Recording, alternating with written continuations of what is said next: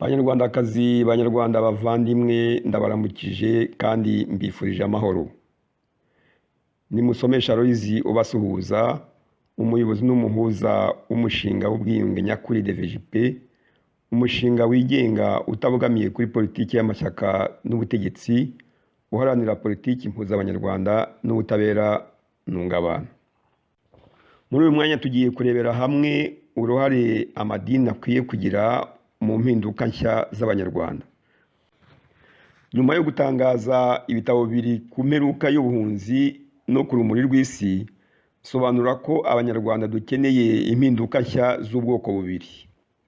Ni ukuvuga impinduka mu mubiri wacu, muri twebwe ubwacu, mu mitwe no mu mitima yacu, kugira ngo dushobore gukora indi mpinduka yo guhindura sisitemu politiki yatuma turangiza ikibazo cy'ubuhunzi bw'abanyarwanda. Sobanura ko iyo mpinduka nshya ya kabiri ya sisitemu politiki ikwiye gukorwa n'umuryango gakondo nyarwanda wigenga ufatanyije n'amadini. Amadini nayo kubera ko akorana n'abari muri uwo muryango rero agomba kugira ubwigenge busesuye, ntabogamire ku mashyaka ya politiki kugira ngo agire uruhare rwiza muri izo mpinduka. Mu bikorwa byo guhindura abantu, amadini agomba kubigiramo uruhare rukomeye rwo kwigisha abanyarwanda imbabazi n'ubwiyunge, bakabakangurira kubabarirana no kwiyunga.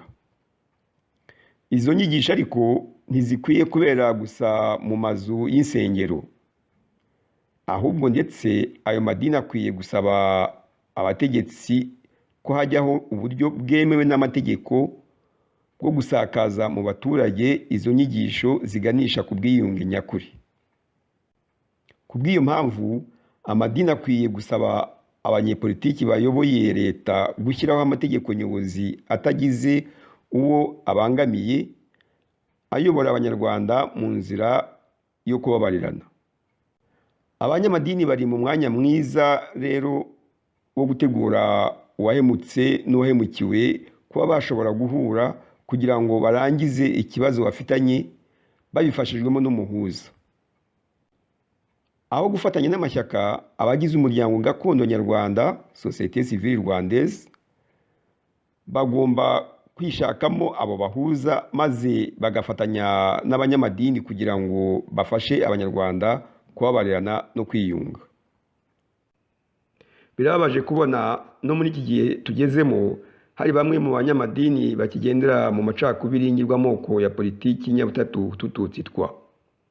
Kandi nyamara imyumvire ishingirwaho n'ingengabitekerezo za politiki y'iyo nyabutatu yahabanye kure n'inyigisho zishingiye ku kwemera Imana muri ayo madini barimo. Ndabibutsa ko muri uyu mushinga w'ubwiyunge nyakuri DVJP mu bushakashatsi nakoze nasanze ubuhutu, ubututsi n'ubutwa ari ingirwamoko ya politiki. Ndatanga urugero rurimo ingingo ebyiri ku bayoboke b'idini rya Kiliziya Gatolika ndetse no ku bayobozi baryo bemera ko ngo ubuhutu, ubututsi n'ubutwa buvukanwa, maze ngo umunyarwanda akaba avukana ingirwabwoko bwa se, kandi ko ngo abahutu, abatutsi n'abatwa batandukanywa n'amasura atandukanye y'umubiri wabo. Iryo dini niryo nzi kurusha ayandi kuko ari ryo ndimo. Turebe ingingo ya mbere yerekeranye n'ibyo byerekeranye no kuvukana ingirwabwoko. Kuki abo bantu bemera ko umuntu aba umukirisitu amaze kubatizwa ntibavuge ko avukanwa ubukirisitu, nyamara bakemeza ko ngo umunyarwanda avukana ingirwabwoko, ko ngo avuka ari umuhutu, umututsi cyangwa umutwa, kandi bemera ko Imana ariyo nkuru ku banyepolitiki bashyizeho iyo nyabutatu, kuko nyine Imana isumba byose. Abakristo bagifite iyi myumvire muri iki gihe ibyo babisobanura bate? Mu yandi magambo nabaza nti, kuki wemera ko utavukanye ubukristo kuko uri umukristo kuva ubatizwa, ariko ukemera ko wavukanye ubututsi, ubuhutu cyangwa ubutwa bwa se ukubyara? Murumva uko kwemera kw'inyabutatu nta kinyoma kirimo.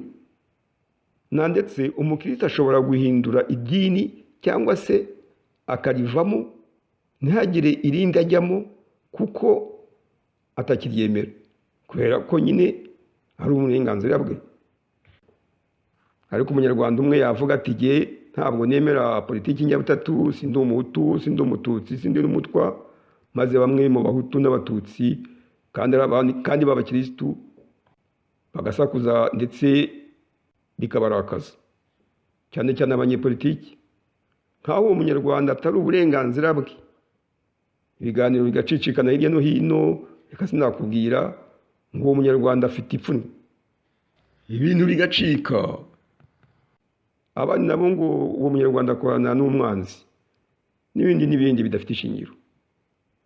Ibi byose biri mu mpamvu zituma nongera kwemeza ko inyabutatu nyurwamoko ari gereza ya politiki, abanyepolitiki bafungiranyemo abanyarwanda bakaba badashaka ko abo bayitoroka. Kuri iyo ngingo ya mbere reka mbe mpiniye aho ngaho. Tujye ku ngingo ya kabiri yerekeranye n'uko ngo ingirwabwoko bw'abanyarwanda bushingiye ku isura y'umubiri wabo. Mu kiganiro nahaye umutwe ugira uti inyabutatu nyurwamoko si ntagatifu kuko yangiza uwo muntu, nasobanuye ko ibyo binyuranyije n'ukwemera kwigishijwe na Kiliziya Gatolika. Koko rero nk'uko idini rya Kiliziya Gatolika twigishijwe n'abihaye Imana ribivuga, abantu twese twaremwe n'Imana kimwe, nubwo buri wese afite isura ye yihariye, ariko twese dufite ishusho rimwe. Abantu twese tuzi neza ko ibice bigize umubiri w'umuntu wese ari bimwe ku bantu bose batuye isi. Inyamaswa nizo ziremye kwinshi. Gusobanura ubwoko hashingiwe ku miterere y'ibice bimwe by'umubiri n'indeshyo y'abanyarwanda, uretse no kuba nta shingiro bifite muri kamere muntu kandi bikaba byarutesheje agaciro kacu k'umuntu, binavuguruza iryo hame ry'uko abantu twese twaremwe n'Imana mu buryo bumwe. Bityo rero iyo umuntu yita umunyarwanda umuhutu, umututsi cyangwa umutwa ashingiye kuri iyo ngengabitekerezo yashyizweho n'abakoloni mu gihe bapimaga abanyarwanda amazuru n'uburebure bwabo, burya aba yigize ikigirwamana kuko aba ashatse kumwitirira iyindi sura atahawe n'Imana. Ukora ibyo aba yigize umukozi wa shitani, aba yishyize mu mwanya w'Imana nk'aho azi imyemerere cyangwa se imyumvire n'imitekerereze y'uwo munyarwanda wundi, kandi atari byo, kuko umuntu niwe wimenya uwo ari we mbere y'uko abandi bamumenya. Niwe wimenya ko ari umuhutu, umututsi cyangwa umutwa, nta wundi ufite uburenganzira bwo kubimwitirira. Imana niyo yonyine izi icyo buri muntu atekereza, kandi amategeko y'Imana abuza ikiremwa muntu kwigira ikigirwamana, ni ukuvuga kwiyitirira ubushobozi bw'Imana. Imana nta bwoko igira kandi ntiyigeze ivangura abantu kuko yabaremye kimwe, nk'uko Bibiliya ntagatifu ibivuga. Kimwe n'uko atari Imana yaremye amadini ngo ivangure abanyamadini, si nayo yaremye ingirwamoko y'abahutu, abatutsi n'abatwa. Ntabwo ariyo yavanguye abanyarwanda biyumvamo ayo ngirwamoko. Ni politiki y'abashaka ubutegetsi yabavanguye. Umunyarwanda rero ntavuka ari umuhutu, umututsi cyangwa umutwa, ahubwo izo nyito azihabwa n'abemera za ngengabitekerezo z'iyo politiki y'inyabutatu, agakora azigishwa, noneho yazemera agahinduka atyo. Ingirwamoko utututsi twa rero ntabwo avukanwa kuko ari inyito za politiki. Iyo ngengabitekerezo navuze y'inyabutatu nyurwamoko utututsi twa rero yangiza umuntu kuko yubakiye ku binyoma by'uko ngo abanyarwanda tutaremye kimwe, kandi nyamara Imana yaraturemye kimwe n'abandi bantu batuye isi nk'uko nabivuze, ndetse twe tukaba dusangiye ururimi rumwe, umuco umwe n'igihugu kimwe. Kubw'iyo mpamvu rero biragaragara neza ko nta gitandukanya abanyarwanda uretse politiki mbi. Abanyarwanda basangiye ukwemera gushingiye ku nyigisho za Kiliziya Gatolika rero bagombye kwibohora izo ngengabitekerezo za politiki navuze, maze bakemera guhinduka. abayobozi ba Kiliziya Gatolika kimwe n'abayandi madini basangiye ukwemera gushingiye ku Imana imwe bagombye gufata iya mbere mu kurwanya izo ngengabitekerezo mu bayoboke bayo.